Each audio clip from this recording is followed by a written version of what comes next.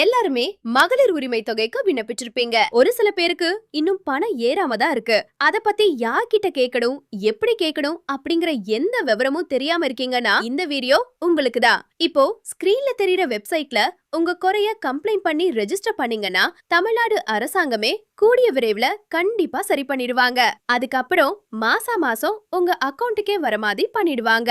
அந்த website link உங்களுக்கு வேணும்னா கூகுள் குரோம் ஓபன் பண்ணிட்டு இங்க ஸ்கிரீன்ல தெரியுற மாதிரி டைப் பண்ணுங்க. ஒரு வெப்சைட் வரும். அதை கிளிக் பண்ணிட்டு இங்க இருக்கிற சர்ச் பாக்ஸ்ல மகளிர் அப்படின்னு சர்ச் பண்ணுங்க. ஒரு போஸ்ட் வரும். அதை கிளிக் பண்ணி அதுல வரத டவுன்லோட் லிங்கை கிளிக் பண்ணுங்க.